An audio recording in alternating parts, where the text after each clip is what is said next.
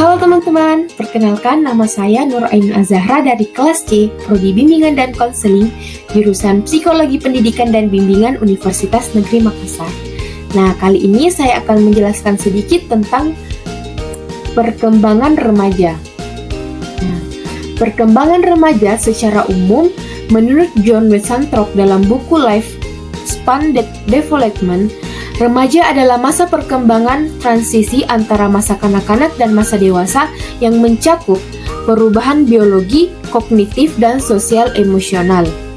Masa remaja awal dimulai pada usia 12 hingga 15 tahun dan diakhiri pada masa remaja akhir di usia 18 hingga 21 tahun. Pada perkembangan remaja, seseorang tidak mau diperlakukan sebagai anak-anak, namun belum memiliki kematangan seorang dewasa. Perkembangan remaja ada 5. Yang pertama yaitu perkembangan fisik. Perkembangan fisik atau yang disebut juga pertumbuhan biologis merupakan salah satu aspek penting dari perkembangan individu, yang meliputi perubahan-perubahan dalam tubuh dan perubahan-perubahan dalam cara-cara individu dalam menggunakan tubuhnya. Perubahan pada perempuan yang pertama, pertumbuhan pesat, perkembangan payudara, rambut pubis, pengeluaran sekret vagina, produksi keringat ketiak, dan menstruasi. Dan perubahan pada laki-laki yaitu pertumbuhan pesat, testis dan skrotum, penis, ejakulasi, rambut pubis, perkembangan kelenjar keringat ketiak, dan suara pecah dan membesar. Nah, perkembangan kedua yaitu perkembangan kognitif. Perkembangan kognitif adalah perubahan kemampuan mental seperti belajar, memori, menalar, berpikir, dan bahasa. Menurut Piaget, seorang remaja termotivasi untuk memahami dunia karena perilaku adaptasi secara biologis mereka. Perkembangan kognitif masa remaja mempunyai 3 tahap.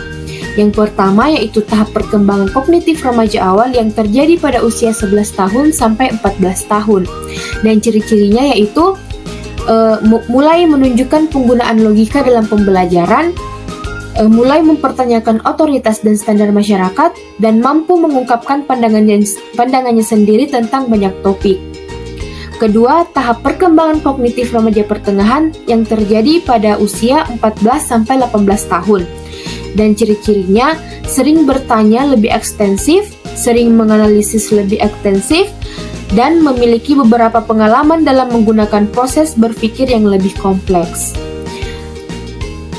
Dan perkembangan kognitif terakhir yaitu perkembangan kognitif remaja pada masa akhir terjadi pada usia 18 sampai 21 tahun. Ciri-cirinya yaitu sering mengembangkan pandangan idealis tentang topik atau masalah tertentu, dapat memperdebatkan dan mengembangkan intoleransi terhadap pandangan yang berlawanan, dan mulai fokus berpikir untuk membuat keputusan karir. Nah, perkembangan selanjutnya yaitu perkembangan emosi. Harlock mengemukakan bahwa ada 3 jenis emosi yang menonjol pada periode remaja. Yang pertama itu emosi marah. Emosi marah lebih mudah timbul apabila dibandingkan dengan emosi lainnya dalam kehidupan remaja. Hal ini berkaitan dengan bagian otak yang mana meregulasi emosi masih dalam proses berkembang. Meskipun terkadang remaja melakukan tindakan kekerasan dalam melampiaskan emosi marah, namun mereka berusaha menekan keinginan untuk bertingkah laku. Pada dasarnya, remaja cenderung mengganti emosi dengan cara yang lebih sopan. Nah, yang kedua yaitu emosi takut. Ketakutan yang dialami seseorang selama masa remaja berkaitan dengan masalah dengan orang tua yang terkadang berbeda dengan keinginannya, ketakutan diasingkan dalam lingkungan pertemanan, ketakutan akan masa depan yang berkaitan dengan cita-cita, ketakutan dengan penolakan dari lawan jenis. Pada saat akhir masa remaja dan memasuki perkembangan dewasa awal, ketakutan atau kecemasan yang baru muncul memasuki adalah menyangkut masalah keuangan, pekerjaan, kemunduran usaha, pendirian atau pandangan politik, kepercayaan atau agama, perkawinan, dan keluarga. Remaja yang sudah matang akan berusaha untuk mengatasi masalah-masalah ketakutannya. Yang ketiga yaitu emosi cinta. Perasaan cinta pertama kali dirasakan dari kasih sayang seorang ibu. Kemudian seiring bertambah usia, rasa cinta mulai ke arah lawan jenis. Dalam merasakan emosi cinta pertama kali yang tentunya berbeda dengan cinta kepada orang tua, remaja mengalami kebingungan. Emosi ini menimbulkan kegelisahan dan menyebabkan suasana hati berubah-ubah. Remaja perlu menceritakan isi hati kepada orang yang lebih tepat untuk mendapatkan arahan yang sesuai agar tidak terjebak dengan cinta yang buta. Perkembangan selanjutnya yaitu perkembangan moral. Perkembangan moral adalah perkembangan yang berkaitan dengan aturan dan konvensi mengenai apa yang seharusnya dilakukan oleh remaja dan interaksinya dengan orang lain, serta perubahan-perubahan perilaku yang terjadi dalam kehidupan remaja.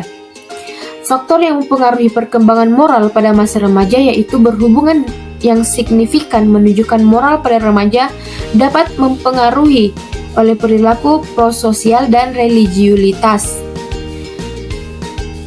Faktor-faktor lain yang mempengaruhi moral di luar perilaku prososial dan religiulitas seperti usia, kelas sosial ekonomi, relasi sosial, dan faktor kepribadian.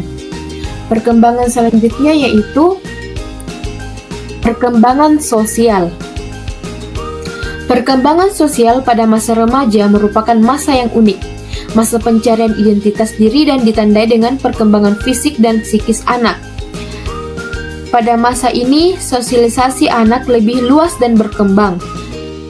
Mereka mulai menjalin hubungan dengan teman-teman laki-lakinya dan mengadakan kencan-kencan atau dating. Perkembangan sosial remaja dipengaruhi oleh beberapa faktor. Yang pertama, faktor keluarga. Keluarga merupakan lingkungan pertama yang memberikan pengaruh terhadap berbagai aspek perkembangan anak, termasuk perkembangan sosialnya. Kondisi dan tata cara kehidupan keluarga merupakan lingkungan yang kondusif bagi sosialisasi anak. Di dalam keluarga, berlaku norma-norma kehidupan keluarga dan dengan demikian pada dasarnya keluarga merekayasa perilaku kehidupan anak. Proses pendidikan yang bertujuan mengembangkan kepribadian anak lebih banyak ditentukan oleh keluarga. Pola pergaulan dan bagaimana norma dalam menempatkan diri terhadap lingkungan yang lebih luas diterapkan dan diarahkan oleh keluarga. Faktor selanjutnya yaitu faktor kematangan anak.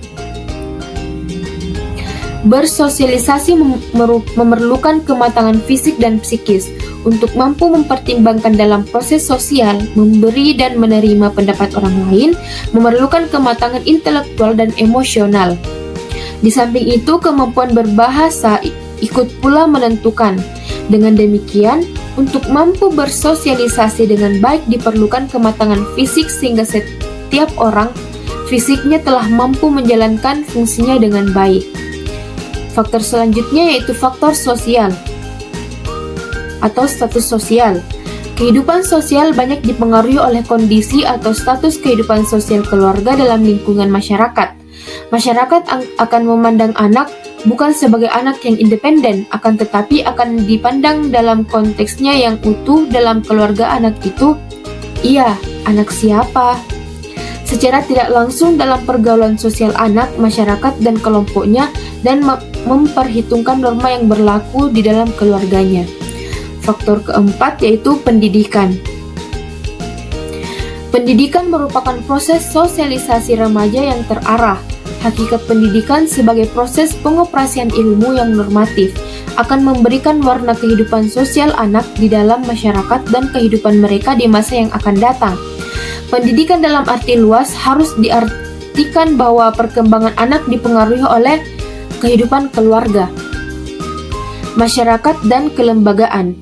Penanaman norma perilaku yang benar secara sengaja diberikan kepada peserta didik yang belajar di kelembagaan pendidikan atau sekolah.